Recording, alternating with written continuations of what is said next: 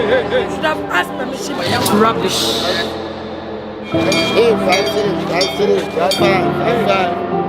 In the heart of Africa, there exists a place that hides the dirtiest truth of our modern world. This is not a beautiful city market, not a quiet village settlement, and not even a famous tourist destination.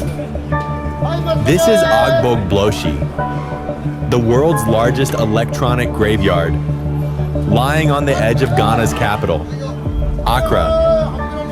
Tens of thousands of tons of electronic waste, broken televisions, burnt wires, old computers, shattered phones, refrigerators, microwaves, printers, and countless other devices are dumped here.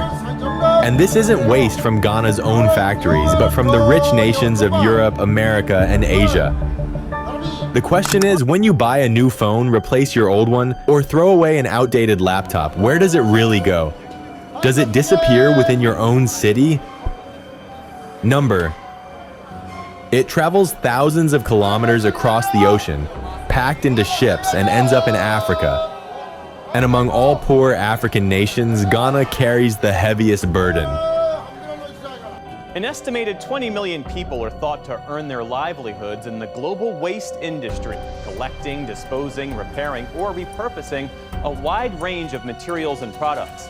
But the cost and consequences of handling waste are borne far more heavily in developing nations. In his previous story, Fred DeSam Lazaro reported on the impact of used car and electronic waste imports in Ghana. Today, the waste from textiles. Fred's report is in partnership with the Pulitzer Center. If you've ever wondered where most of the clothes you took to the thrift store go once they've been picked over, this is one likely destination, Kantamanto Market in Ghana's capital, Accra. I got here at 6 on a Saturday morning and business was already in full swing. As she's done for years, Lizzie Nalturi snipped open a bale of denim jeans. It was fresh off the boat, but a good... As you walk through the narrow streets of Accra and finally reach Agbogbloshe, the first thing that hits you is the suffocating stench. The sky is blackened with toxic smoke. The bittersweet smell of burning plastic fills the air. The clanging of hammers striking metal echoes around you. It feels as if you've stepped into hell. A hell that is shockingly real. Everywhere you look, young boys and children are burning wires to extract copper. They have no gloves on their hands, no masks on their faces.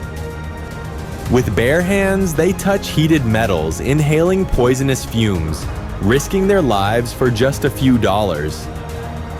Even children as young as 10 or 12 are part of this deadly cycle. At an age when they should be sitting in school, they sit among piles of fire and smoke, searching for copper. And why? Because inside old electronics lie copper and gold. These metals are their source of income.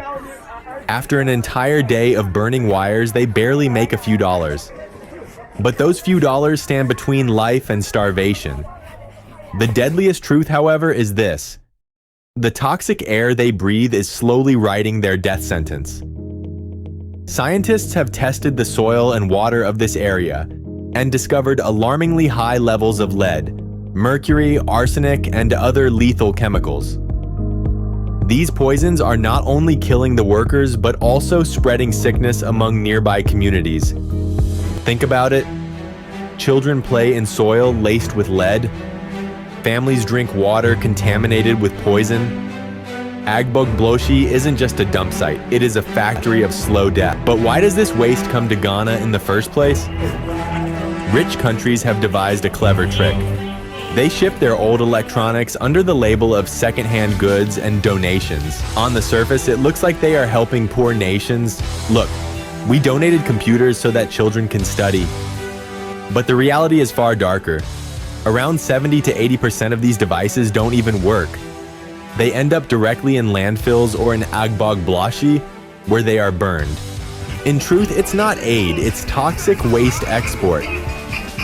When people in Europe and America upgrade to the latest iPhone or laptop, they believe they are recycling, but the reality is their waste turns into poisonous flames here.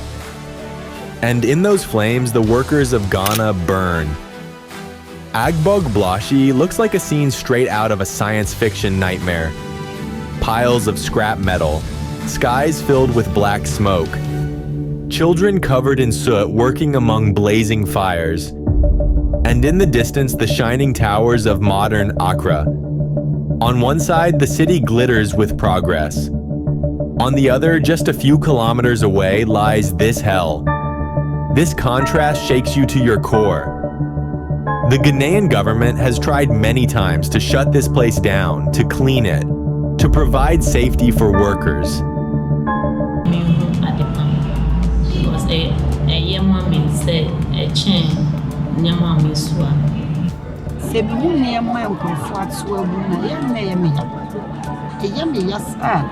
We need help, serious help, for us to live on this situation, to have our peace.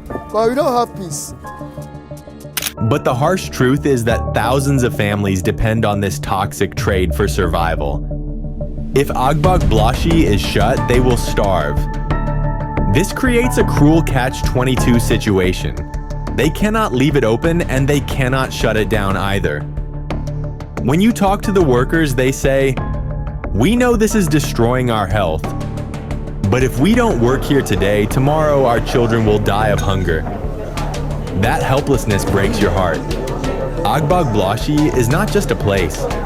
It is a mirror of our civilization. It shows us that as fast as technology grows, its waste grows even faster. And while rich nations present themselves as clean, they secretly